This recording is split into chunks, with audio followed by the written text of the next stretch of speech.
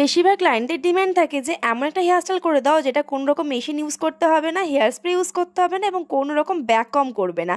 আর সেই রকমই একটা হেয়ারস্টাইলের ভিডিও তোমাদের সাথে শেয়ার করব। তাহলে চলো ভিডিওটা শুরু করা যাক। হ্যালো এভরিওয়ান, আমি অর্পিতা শুরু করতে চলেছি নতুন একটা হেয়ারস্টাইলের ভিডিও।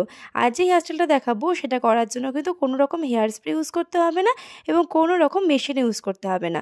খুবই সহজে এবং খুবই কম সময়ে তোমরা কিন্তু করে ফেলতে পারবে এরকম সুন্দর একটা হেয়ারস্টাইল। চলো দেখে নাও স্টেপ বাই স্টেপ আমরা কিভাবে এই হেয়ারস্টাইলটা করছি। আজকের হেয়ারস্টাইলটা তোমাদেরকে দেখাচ্ছি একটা হেয়ার ডামির ওপর। যেহেতু এটা একটা কাটিং ডামি, তো আমার হেয়ার ডামিটা একটু খারাপ হয়ে গিয়েছিল, তো কাটিং ডামির ওপরই কিন্তু আমি হেয়ারস্টাইলটা করে তোমাদেরকে দেখাচ্ছিলাম। যেহেতু এই হেয়ারে কোনো রকম মেশিন ইউজ করা যায় না, তো আমি সেই জন্য কোনো রকম হেয়ারে মেশিন ইউজ করিনি এবং কোনো রকম হেয়ার স্প্রেও ইউজ করিনি। তোমরা বুঝতেই পারছো হেয়ারের সিল্কি ভাব দেখে যে চুলটা কতটা সিল্কি অ্যান্ড শাইনি, যেহেতু এটা কাটিং ডামি ছিল। তো যেহেতু এটা আমার কাছে নতুন ছিল, তো আমি ভাবলাম এর ওপরই আমি আজকে হেয়ারস্টাইলটা করে তোমাদেরকে দেখাই। এবং এটা ছিল আমার স্টুডেন্টদের আজকে একটা ডেমনস্ট্রেশন, তো ওদেরকে আমি করে দেখাচ্ছিলাম যেহেতু ডামির ওপরে, তাই ভাবলাম তোমাদের সাথেও একটু শর্ট ভিডিও শেয়ার করা যাক। এখানে প্রথমেই আমি একটা নট বেঁধে নিয়েছিলাম। খুব একটা হাই পনি করলে এটা ভালো লাগবে না দেখতে, সেই জন্য ঘাড়ের সাথেই এই পনিটা আমি করে নিয়েছি। এবং এরপর আমি একটা ডোনাট, যে অ্যাডভান্স হেয়ারস্টাইলের জন্য আমরা যে ডোনাটগুলো ইউজ করি, যে কাটা ডোনাটগুলো, তো সেইগুলোকে একটুখানি ভাঁজ করে পাতলাভাবে, যাতে একটু চুলে বাউন্সি আসবে, যেহেতু আমি কোনো রকম ব্যাক কম এখানে করবো না, তো সেই জন্যই কিন্তু একটু বাউন্সি দেখানোর জন্য আমি ভেতরে ডোনাটটা লাগিয়ে নিয়েছি। যদি তোমাদের কাছে কোনো রকম ছোটোখাটো ডোনাট থাকে তোমরা সেটা ইউজ করতে পারো, আদারওয়াইজ কিন্তু এখানে আমরা কোন হেয়ার ফাইবার ইউজ করতে পারি। এছাড়াও হেয়ারটাকে হালকা ব্যাক কাম করে নিয়েও কিন্তু আমরা এই হেয়ারস্টাইলটা অনায়াসে করতে পারি।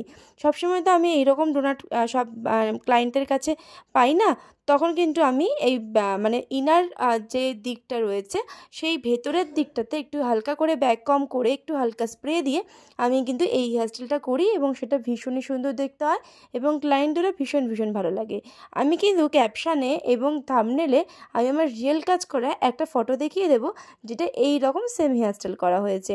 স্টুডেন্টদের ডিমান্ড ছিল, দিদি এমন একটা হেয়ারস্টাইল দেখাও যেই হেয়ারস্টাইলটা করতে অনেক কম সময় লাগবে, অনেক কম ক্লিপ ইউজ করতে হবে, কারণ অনেক ক্লায়েন্টই কিন্তু ক্লিপ কম ইউজ করে এমন হেয়ারস্টাইল করতে চায়।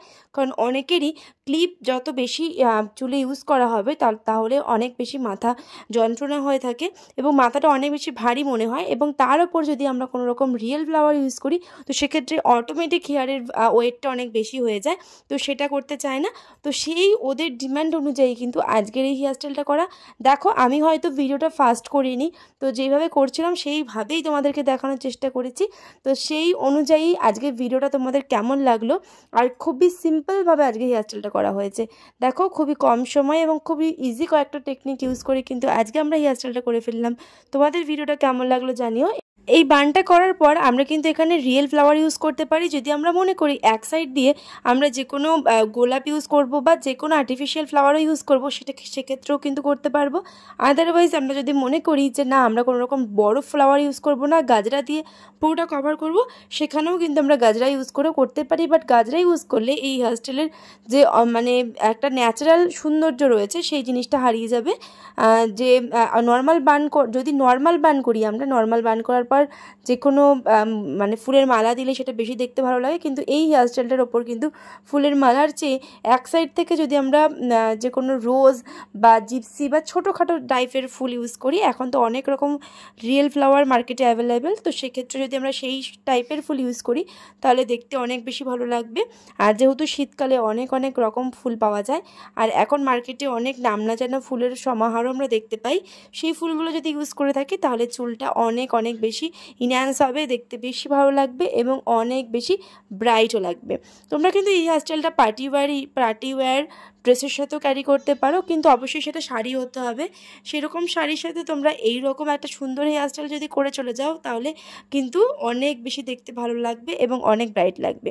সো গাইজ আজকের ভিডিওটা তোমাদের কেমন লাগলো, ভালো লাগলে অবশ্যই লাইক কমেন্ট শেয়ার করে দিও।